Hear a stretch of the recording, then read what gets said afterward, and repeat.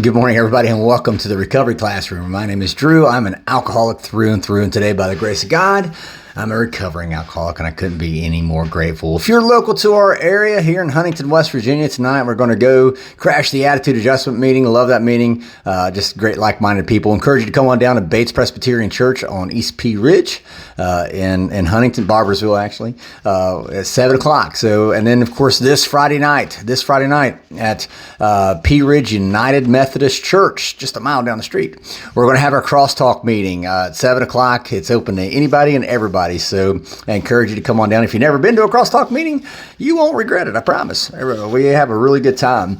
I just want to take a moment and say how incredibly blessed and fortunate we are that we get to go into a 28-day treatment facility that's local to the area every week, twice a week, actually. And we did that last night, and we had a CrossTalk meeting last night, and it's just so beneficial. And I made a comment last night, as I have many nights. We probably get more out of, working with those folks than they do. There's just no question about it. But I really like the meeting. I like the format. And I love building relationships with these folks as they come in, and I get to watch them. See it with my own eyes. See, where they're at when they first come in. And then watch them grow and develop and start rebuilding that self-confidence, rebuilding that self-value and self-worth. I get to see it written all over their faces. Many people just left this past week, and I anxiously await, whenever they do leave, I anxiously await them finding me and establishing an initial contact. But yeah, last night we went in and we had a CrossTalk meeting, and there was 5 different topics that we weren't able to get to. There were so many topics last night. First topic, any advice for people who graduated today? Anybody out there that is graduating a 28-day or any type of program, and you're getting ready to go back home and start things anew, if you will. What advice do you have? First and foremost for me, stay connected. Make sure that you find a support group, support network, establish a support network of people, like-minded individuals that, who have what you want.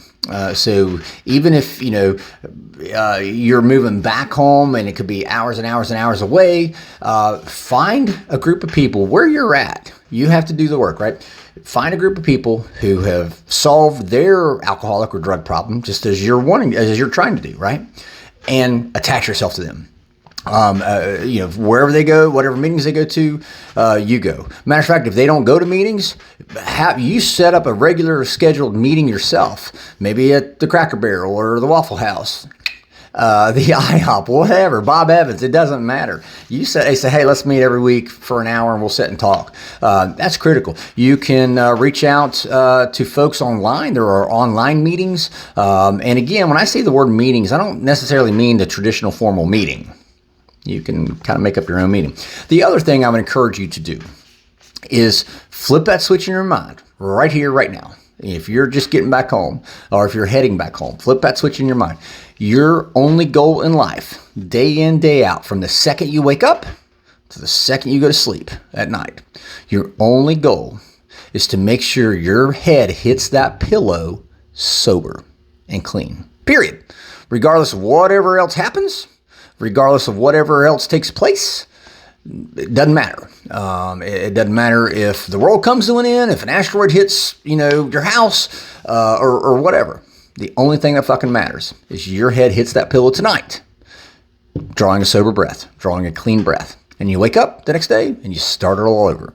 Time takes time, and this will help build those good positive habits. How do I better my relationship with my higher power? Easy. Practice. Just like with anything else in life we do, practice. You get better and better at it. If it's baseball, if it's a sport, if it's something in your job, the more you do it, the better you get at it, right? And that includes being able to communicate with our higher power. And I love when my higher power doesn't communicate back. I bet you he does. You just may not realize it.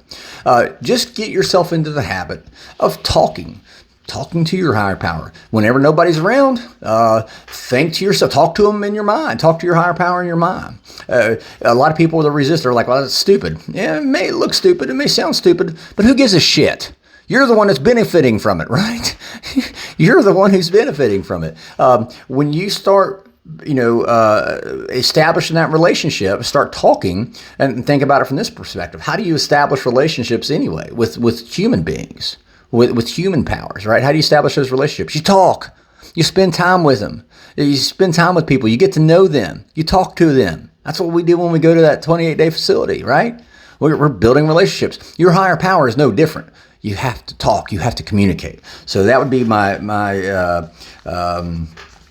suggestion there. What it used to be like, what happened, and what it's like now. Well, that's very simple. For me, anyway, it was absolutely fucking horrible. I was just nothing but a drunk dumbass. What happened, I became an even drunker dumbass, if that's possible.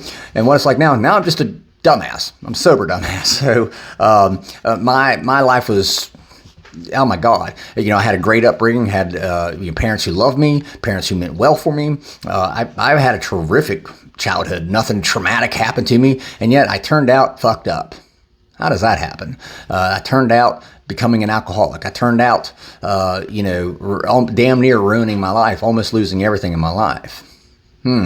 What happened is I realized that I had a fucking problem. I realized that I can't control my problem. And so I stumbled back into the rooms of Alcoholics Anonymous and found a group of like-minded people who had what I wanted. And I parked myself with them. Wherever they went, I went. And they showed me that one thing that I forgot it even existed, which was hope. And once I got a taste of that hope, man, I started chasing it like I chased my booze. So what advice do you have for someone headed to a sober living facility straight from a 28-day program? Be patient. Be very, very willing. Demonstrate willingness. If they say jump, ask how high. Simple. Let them know that you're willing. You're willing to go to any lengths, just as the big book says. You're willing to go to any lengths. But also, don't forget, while you're there, don't forget to start working on yourself, to keep working on yourself. Because at the end of the day, you're not going to be there for the rest of your life. You're not going into a sober living to live in a sober living for the rest of your life. So keep that in mind. Make sure you find a qualified sponsor. Again, someone who has what it is you want. And start working with them. And lastly, what are your thoughts about triggers? Do you think they are an excuse to drink? No. There is no excuse to drink. See, that's part of the problem is I came up, everything for me, back whenever I was drinking, everything was an excuse to drink. Sky is blue. The ant crawled into the wall and hurt itself. Everything was fucking excuse to drink. Triggers are nothing more than an excuse to drink. And so no, I don't believe that triggers are an excuse to drink. I think it's just our minds looking for that excuse to drink. And I think that we're going to do whatever we can to find that excuse to drink. So triggers, again, that's where I caution you and urge you to work with your qualified sponsor when something is upsetting, something is frustrating you, or even when you are happy and things are going good and you get complacent. Stay in touch with those people, those like-minded people, that network, that fellowship network that you're building, and stay in touch with your sponsor and make sure that you're letting them know when things are going good. Because again, I've seen a lot of folks trip up and slip up even when things are going good. And then make sure you let them know for sure when things are going rough and that you need help. Don't wait until after you've taken that drink, or don't wait until after you've taken that drug to make that phone call. So with that being said, I'll let you guys go. I hope you guys have an absolutely kick-ass Wednesday. It's hump day. We're halfway through the week. We'll be talking again soon, tomorrow, hopefully. And I want to thank you guys for letting me come in and share 5 to 10 minutes of your day with you. You guys absolutely keep me sober, and I couldn't be more appreciative, and I know my family appreciates it too. If you have a topic that you'd like to hear discussed, feel free to drop it in the Recovery Classroom Facebook group page. It's a private group. We maintain anonymity there, so you can drop your topics in there. You can also email me directly, Drew, D-R-E-W, at recoveryclassroom.org. We'll take a look at it and see what we can do. So again, thank you guys for letting me come in, and we'll talk again soon. Remember, guys, you can't get drunk if you don't take that first drink.